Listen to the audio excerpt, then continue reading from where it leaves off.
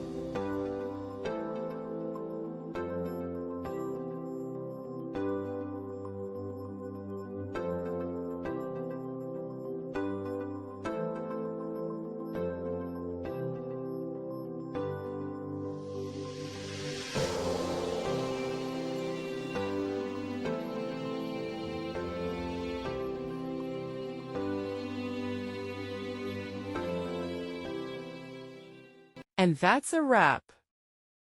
I hope you found the answer you were looking for. If you did, take a second to hit that subscribe button. It really helps out. And let me know in the comments which solution worked best for you. See you next time in the debug zone.